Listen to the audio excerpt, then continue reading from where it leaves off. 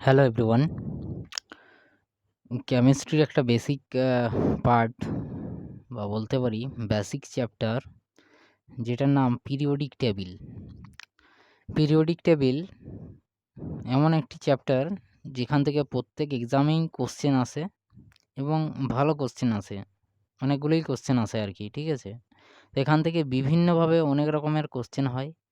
তো এইটা যদি আমরা খুব ভালোভাবে বুঝতে পারি বা অ্যাকচুয়ালি এটা খুবই টাফ জিনিস যদি না বুঝা যায় আর কি, যদি না বুঝতে পারি। কিন্তু ভালো করে যদি বুঝতে পারি বা যদি কেউ বুঝাতে পারে, তো সেক্ষেত্রে কি এটা খুবই সহজ জিনিস, ঠিক আছে? কারণ এটাই হচ্ছে কেমিস্ট্রি বা ফিজিক্সের সবথেকে বেসিক ভিত্তি আর কি, ঠিক আছে? যেরকম বাড়ির ভিত যতটা মজবুত হবে তত বাড়ি ভালো হবে, ঠিক সেরকমই পিরিয়ডিক টেবিল যে যত ভালোভাবে পড়ে রাখতে বা ভালোভাবে বুঝে রাখতে পারবে, সেক্ষেত্রে তার ফিজিক্স বা কেমিস্ট্রিতে কোনো অসুবিধা হবে না, ঠিক আছে? তো আজকে একটু বেসিক পার্ট আমি দেখব। পিরিয়ডিক টেবিল বলতে অ্যাকচুয়ালি কি বিভিন্ন যে এলিমেন্টগুলো রয়েছে সেগুলোকে একটি টেবিলে বা বিভিন্নভাবে আর কি, ঠিক আছে? টেবিলে একটি টেবিলের মধ্যে কিভাবে সেট করা যায় বা ফিট করা যায়, সেটাই হচ্ছে পিরিয়ডিক টেবিল, ঠিক আছে?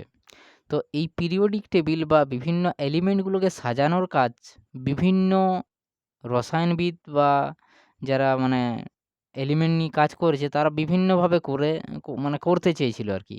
কিন্তু অনেকে ফেল হয়েছে। আবার অনেকে কি আবার মডিফাই করে সেটা আবার ঠিক করে দিয়েছে। তো এখন বর্তমানে ১১৮টি মৌল রয়েছে এই টেবিলে আর কি, ঠিক আছে? আমরা যে ১১৮টি মৌল বলি সেটা এই পিরিয়ডিক টেবিলে কিভাবে রয়েছে সেটা আমরা দেখব। তো তার আগে দেখব এদের মধ্যে যারা যে সমস্ত বিজ্ঞানীরা যে এই পিরিয়ডিক টেবিলটিকে মানে সাজিয়েছে, তাদের যে অবদান রয়েছে, তাদের মানে তারা কিভাবে এগুলো করেছে আর কি, সেই বিষয়গুলো একটু জেনে নেব। যেমন আমরা বলি না রাসায়নের মানে উম রসায়নের জনক, রসায়নের জনক বা কেমিস্ট্রির জনককে ল্যাভয়েসিয়ার, ঠিক আছে? ল্যাভয়েসিয়ার ইনি টেবিল দেয়নি কিন্তু কি কোনো টেবিল দেয়নি, কিন্তু ইনি মেটাল এবং নন মেটাল এই ২ ভাগে কি এলিমেন্টদের ভাগ করেছিলেন। মেটাল আর নন মেটাল এই ২ ভাগে কি করেছিল?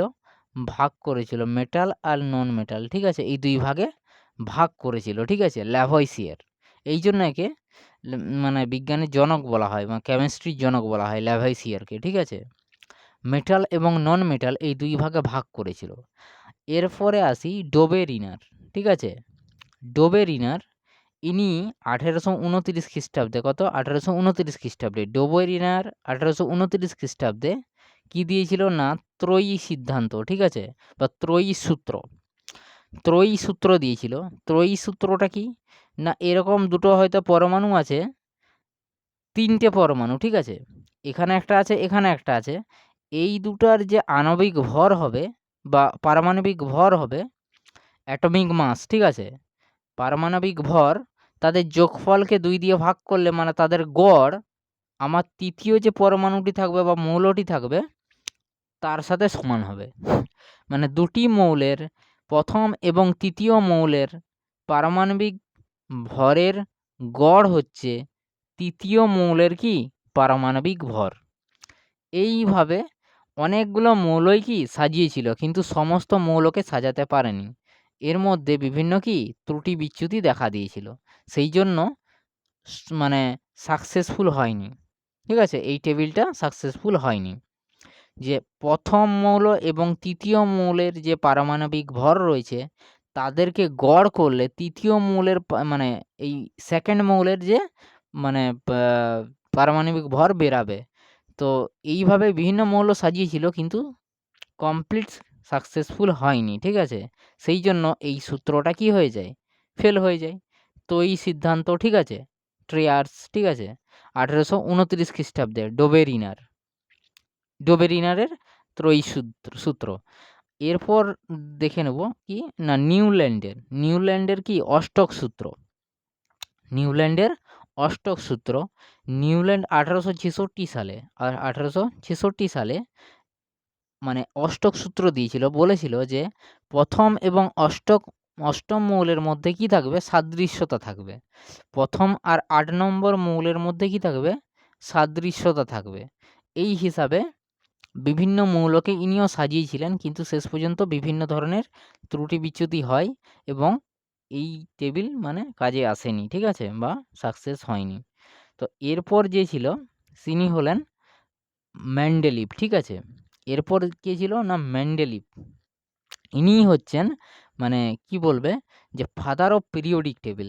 ইনিই হচ্ছে এই পিরিয়ডিক টেবিলের জনক। অ্যাকচুয়ালি মোসলের যে পিরিয়ডিক টেবিল সেটা হচ্ছে এই মেন্ডেলিভের পিরিয়ডিক টেবিলের মডিফাইড রূপ, ঠিক আছে। তিনি মডিফাই করে এই টেবিলটা দিয়েছিল মোসলে, ঠিক আছে।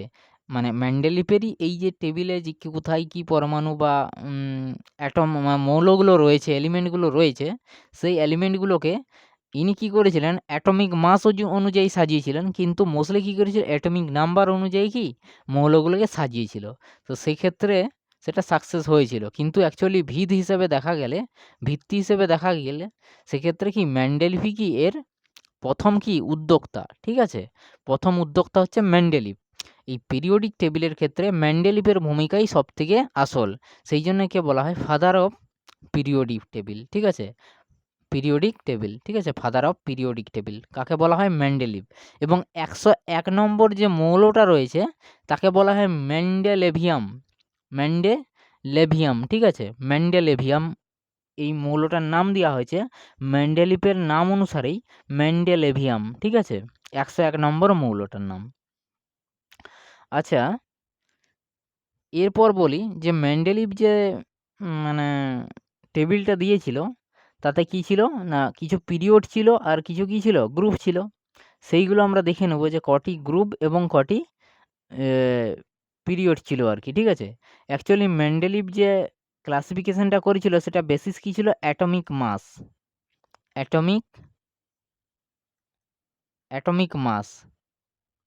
কিভাবে না, ইনক্রিজিং অর্ডারে, মানে অ্যাটমিক মাস যত বাড়বে তাদের মধ্যে কি মানে সেইভাবে বিন্যাস করেছিল আর কি, ঠিক আছে।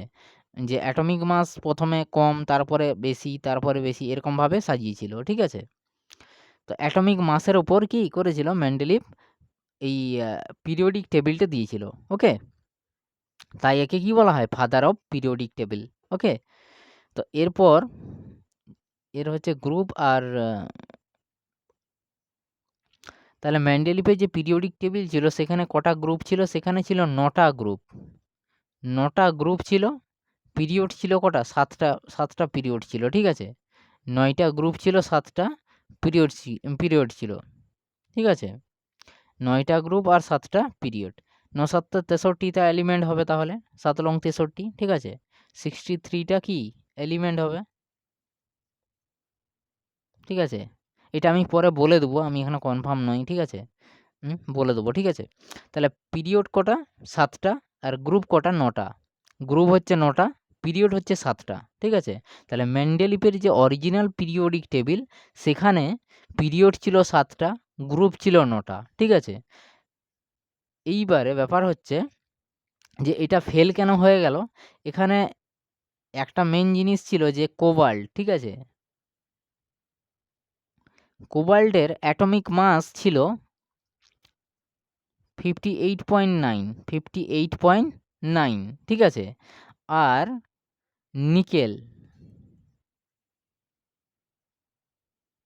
নিকেলের অ্যাটমিক মাস ছিল 58.6। তো এর ইনক্রিজিং অর্ডারেই সাজিয়েছিল, তার মানে কি প্রথমে ছোটোটা হবে তারপরে বড়োটা হবে, তাহলে 58 আগে হবে, 58.6 আগে হবে, তারপরে তো 58.9 হবে। কিন্তু সেক্ষেত্রে ভুল কি হয়েছিল যে 58.9কে আগে স্থান দেওয়া হয়েছিল, 58.6কে পরে স্থান দেওয়া হয়েছিল। সেক্ষেত্রে কি কোবাল্টের স্থান কি আগে ছিল, তারপরে কি ছিল, নিকেলের স্থান ছিল। সেই জন্যই প্রবলেমটা হয়েছিল, আর এই জন্যই এই টেবিলটা মানে সমালোচিত হয়েছিল, ঠিক আছে। 58.9কে আগে স্থান দেওয়া হয়েছিল, মানে কোবাল্টকে আগে স্থান দেওয়া হয়েছিল। এই জন্য কি এর গুরুত্ব হারিয়ে গেছিল। তাই এর পরবর্তী যে সিদ্ধান্ত দিয়েছিল বা যে মানে পিরিয়ডিক টেবিলটা দিয়েছিল সে হেনরি মোসলে, ঠিক আছে? মোসলে, এবং তিনি কি করেছিল যে এটা অ্যাটমিক মাসের উপর না দিয়ে অ্যাটমিক নাম্বারের উপর কি গুরুত্ব দিয়েছিল, অ্যাটমিক নাম্বার। আর অ্যাটমিক নাম্বার কারো এক হয় না, ঠিক আছে? অ্যাটমিক নাম্বার কারো এক হয় না এবং সেটা কি ছোট থেকে বড় অনুযায়ী হয়। তো সেক্ষেত্রে এটাই কি কার্যকরী বেশি হয়েছিল, ঠিক আছে? এটা কার্যকরী বেশি হয়েছিল। সেই জন্য আজ পর্যন্ত এই অ্যাটমিক নাম্বারের ক্ষেত্রে মানে অ্যাটমিক নাম্বার এবং ইলেকট্রনিক কনফিগারেশন বা এই যে সমস্ত কিছুর ক্ষেত্রে মোসলের যে পিরিয়ডিক টেবিল এটাই কি গুরুত্বপূর্ণ। তবে এরও কিছু ত্রুটি বিচ্যুতি নিশ্চয়ই আছে। এটা হয়তো অ্যাডভান্স ক্ষেত্রে জানা যাবে। তো অ্যাটমিক কি নাম্বারের ভিত্তিতে মোসলে কি করেছিল? পিরিয়ডিক টেবিলটা দিয়েছিল। ঠিক আছে? তো এরপর আমরা দেখে নিই একটু মোসলের কি পিরিয়ডিক টেবিল।